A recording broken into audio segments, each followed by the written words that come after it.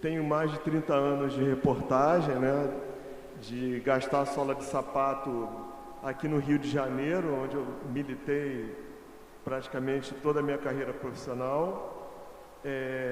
E assim, fazendo um balanço, eu acho que até um passado recente, né, pelo menos naquilo que diz respeito ao meu trabalho como repórter, e eu amo a minha profissão, né, como todos vocês, mas a ameaça estava muito centrada no campo da segurança pública, na questão das áreas violentas, né, e a partir do lamentável episódio do Tim Lopes, acho que 2002, os jornalistas passaram a usar colete, capacete, carro blindado, outros protocolos que não eram levados em conta até então, e um cuidado especial em operações policiais nessas áreas. Isso aí foi o que aconteceu de um passado recente até os dias de hoje.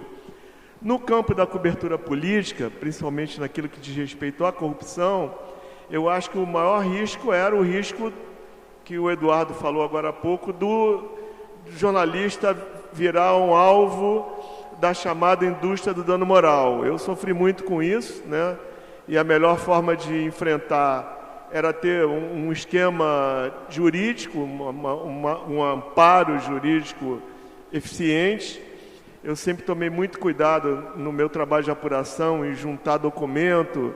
Eu acho que até hoje os juízes adoram papel, ainda guardam papel, e sempre em matérias mais delicadas, me reportando ao jurídico, tentando checar e não deixar nenhuma brecha, né? Mesmo assim, eu fui alvo de muitas ações, né? De um determinado personagem aí que hoje se encontra preso, foram 6 processos. Tem até assim um momento emblemático, porque ele fazia questão de me processar em Duque de Caxias, onde fica a gráfica do jornal, alegando que é ali que, como o jornal era produzido ali, era ali que acontecia o dano à sua reputação. Então ele fazia questão de me processar em várias federais de Duque de Caxias. Eu tinha que me deslocar até lá. Numa dessas audiências, o advogado dele, com o personagem presente, se virou para a juíza e disse: olha, doutora, excelência, pena que não existe mais o Instituto do Duelo no Brasil, senão já estava tudo resolvido entre os dois pela pistola, né? Era assim, e tem testemunhas, foi terrível. Então, era o que eu estava acostumado, eram os riscos, né, que eu estava acostumado a correr nesse meu trabalho de reportagem. Eu acho que de um tempo para cá isso tudo meio que mudou, né? Existe assim um novo paradigma naquilo que diz respeito aos riscos. No caso aí da segurança pública, há 1 ano e meio atrás, eu mergulhei no caso Marielle, esse lamentável episódio de 14 de março de 2018, né? A gente fez uma parceria, para mim foi um ganho profissional incrível, porque eu passei a dividir as pautas com a colega Vera Araújo, repórter do Globo também, super experiente nessa área, né?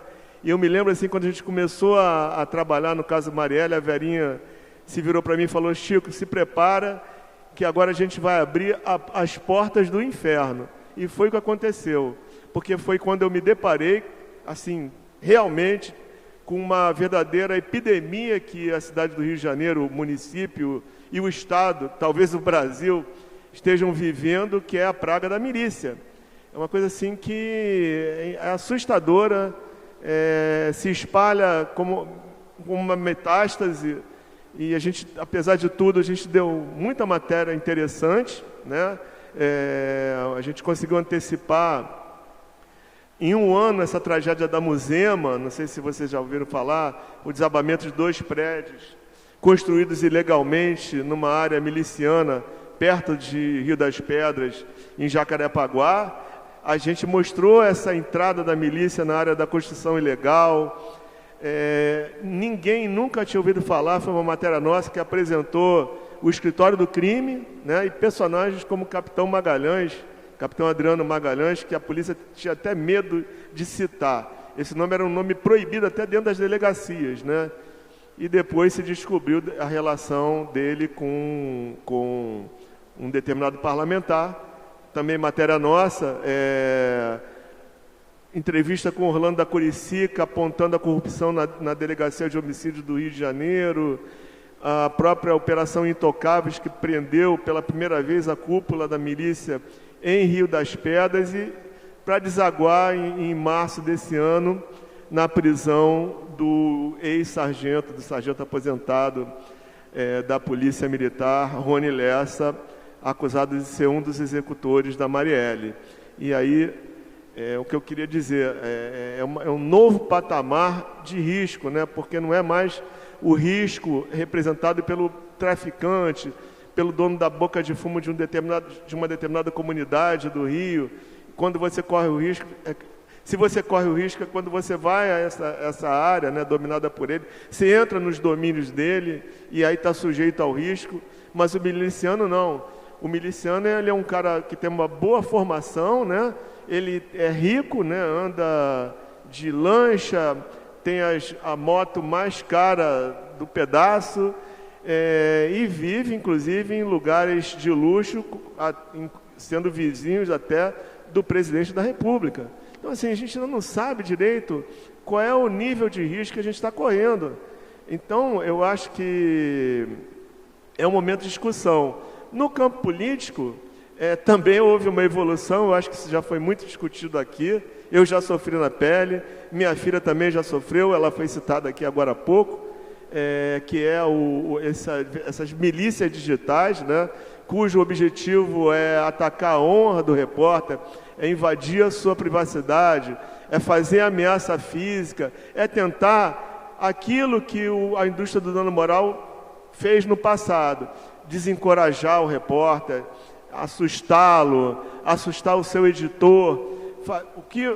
O objetivo, sem dúvida, olha, me esqueçam, me deixe em paz, porque se você vier para o meu lado, é esse o risco que você está correndo. Gente, eu como sou assim meio jurássico, né, que minha filha briga um pouco comigo, eu vou deletando essas ameaças que eu recebo em rede social, nem leio, entendeu? Nem leio. Agora é diferente da milícia, eu acho. Então, assim, enquanto isso ainda está crescendo, né, enquanto esse ovo da serpente está sendo gestado, é hora da gente discutir, né, quais são as maneiras de se prevenir, né, quais são os protocolos a serem elaborados pelas redações, sejam redações da mídia tradicional, como é o meu caso, sejam redações da mídia independente, né, é hora de saber como agir, né, como reagir a esse tipo de ataque. E eu acho que nada melhor do que nós, jornalistas, pararmos para discutir e enfrentar o problema. Ninguém vai fazer isso por nós. Quem tem que fazer esse enfrentamento somos nós. Eu vou continuar na minha reportagem, eu sou animado, eu acho que eu sou meio medroso, mas o jornalismo está sempre falando mais alto. Vou continuar, mas eu faço esse alerta aqui, eu acho que é uma discussão importante. Obrigado, gente.